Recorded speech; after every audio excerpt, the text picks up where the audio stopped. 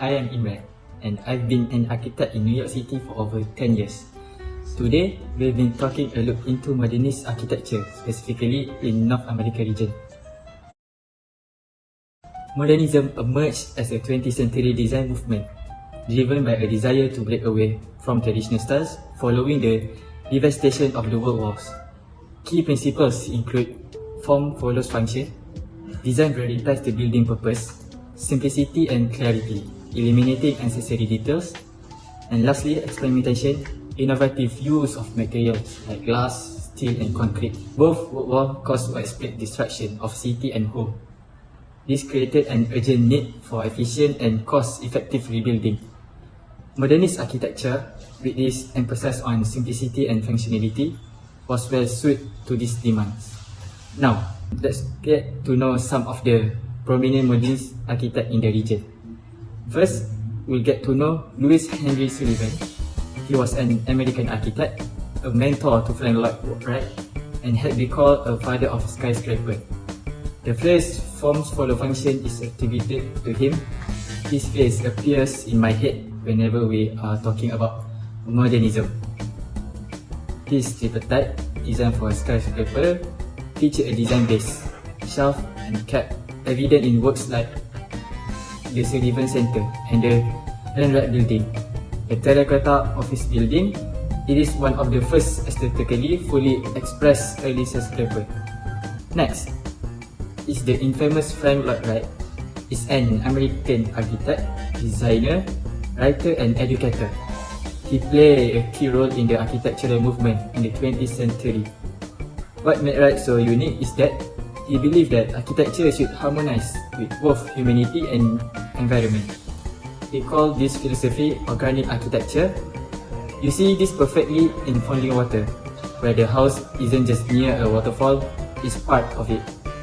The Prairie School, which Wright had defined, emphasized horizontal line, flat or sloping roof and wide eave, inspired by the vast North American landscape, and focus on blending structure with their surroundings. You can see the Prairie movement obviously implemented in the Falling Water and most of his Usonian houses. For example, the Winkler House, which is considered to be one of the most elegant examples of Wright's Usonian ideal. Thirdly, Arthur Erickson, born in Vancouver, Canada. Profoundly impacted by the Pacific Northwest landscapes, Erickson looked for ways to harmonize built and natural environment. This brutalistic yet modernist approach is best seen in Simon Fraser University, which merged monumental concrete forms with the surrounding mountainscape. Next up, I'll mention Eero Saarinen. Born in Finland, his father, Eero Saarinen, was a prominent architect, which significantly impacted Eero's early exposure to design. Saarinen brought sculptural futuristic design to modernism. His TW Flight Center captures the optimism of the jet age, where commercial air travel is starting to take off, blending both curve with advanced engineering to create an architectural marvel. Lastly is Philip Johnson, initially a proponent of the modernism movement. His earlier works pay homage to the simplistic and minimalistic styles. The Glass House was one of his earlier minimalistic projects. Other modernist buildings of his really emphasized the international style, which is a style where most of the buildings are minimalist in rectilinear forms and use glasses, steel and reinforced concrete. His style then changed from modernism to postmodernism.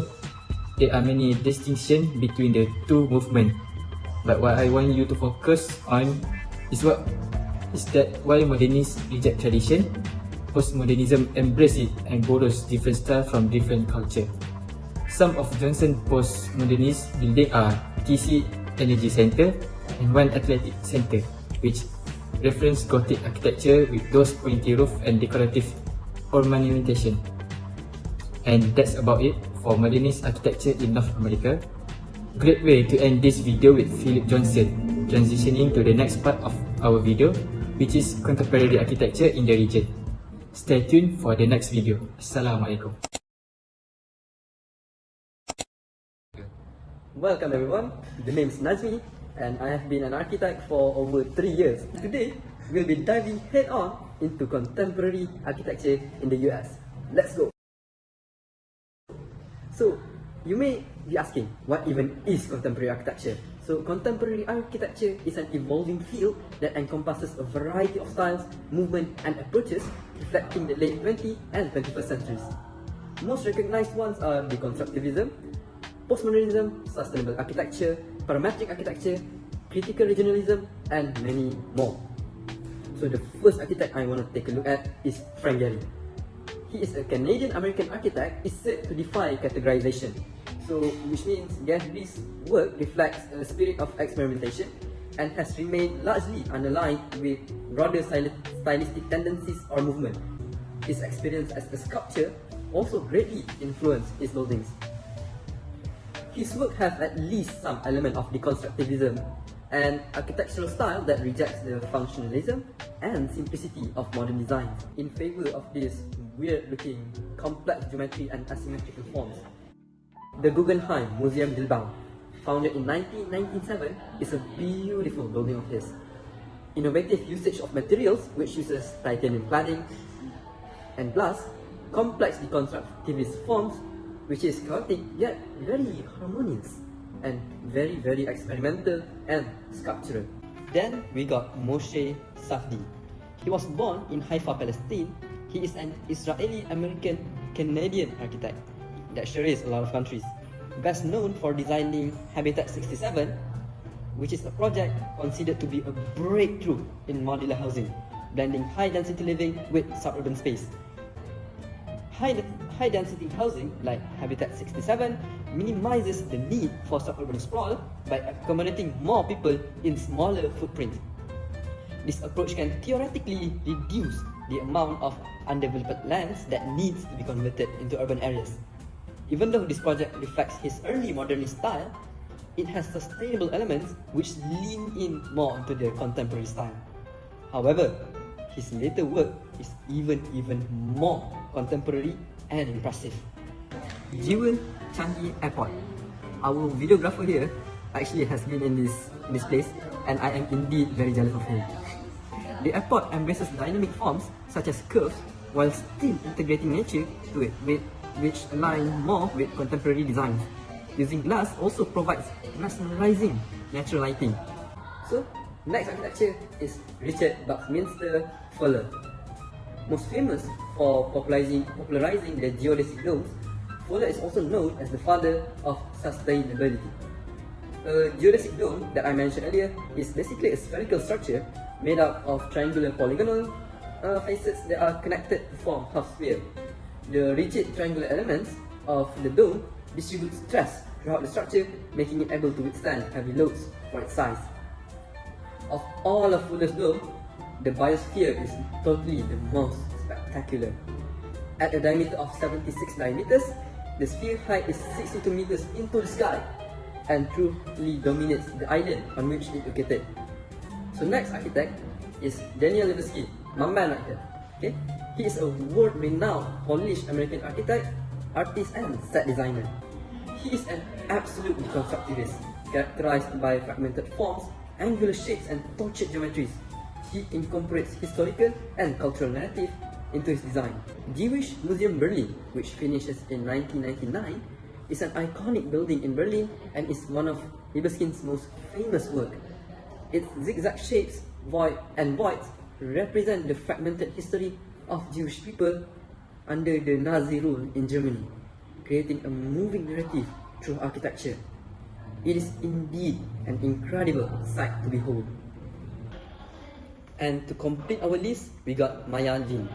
She is an acclaimed American architect, sculptor and designer, known for her innovative and minimalist approach to art and architecture. Her work blends art, architecture and landscape together to create spaces that encourage contemplation and connection. This is apparent in Langston Hughes Library, 1999, located in Clinton, Tennessee. This small library repurposed a 19th century barn into an elevated, serene reading space. To quote Maya Lin herself on the idea, she said, The idea was to maintain the integrity and the character of the old barn, yet introduce a new inner layer to expressing the idea of separate inner skin sleeping inside the old barn. Another great work of hers is the box house, which located in Colorado. The house exemplifies her minimalistic aesthetics using simple geometric forms and natural materials to harmonize with the surrounding landscape. In conclusion, to compare modern and contemporary style is kind of hard, but it is really come down to the manufacturing and the construction of the buildings. Modern architecture has origins in 19th century industrial manufacturing, while contemporary buildings are inspired by computer technology, iconic imagery, and current social trends.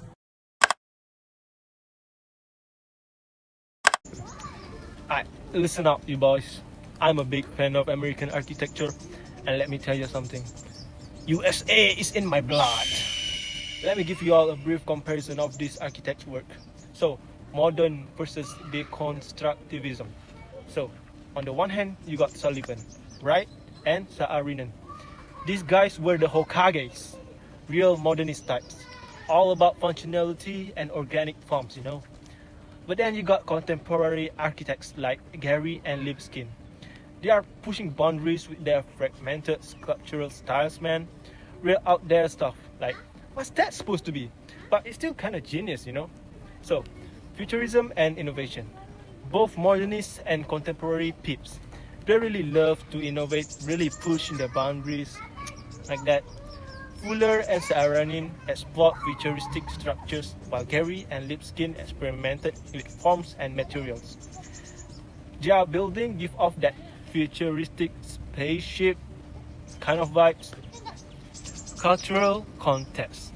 Lipskin and Lin often reflect historical or cultural narratives in their work, whereas Johnson and Safdie focus on defining new architectural language. But hey, it ain't about just their personal styles. No, no, no. Sometimes they are also influenced by the original ideologies too. Let me give you all some example. Let me wind you all up. Urban centers. Johnson, Lipskin, and Safdie responded to the density and historical significance of North American cities, such as New York, for example. It's dense as hell. That's why they be building these big-ass centers. Prairie and Midwest. Wright and Sullivan were influenced by the flat, expansive landscape and urban industrialization of the Midwest. So that's why Wright's house all these flat-ass roof. Which, if you ask me, it's really cool, but nah. Integration with nature. Wright, Erickson, and Lin emphasize harmonizing with the landscape and reflecting regional environmental problem. It's like a sustainable building. So they are respecting the line, you know what I mean? So, hey, that's all from me, folks. See ya.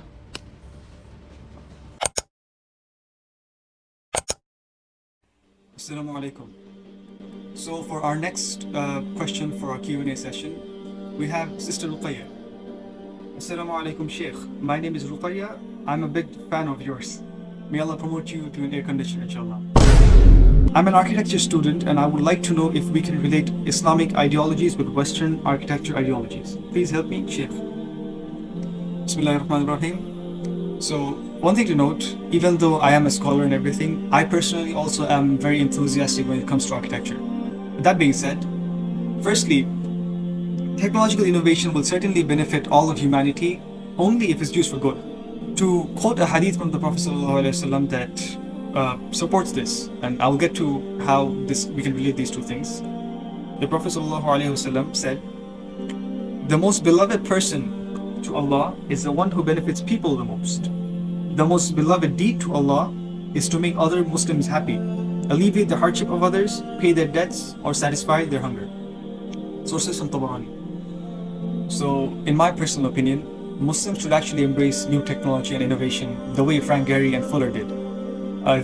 They create buildings that are not only beautiful, but also very practical and sustainable in nature, which actually helps in benefiting the people and the planet itself. How so? The most beloved deed to Allah subhanahu wa ta'ala is when you can alleviate someone from their hardships or make a Muslim happy.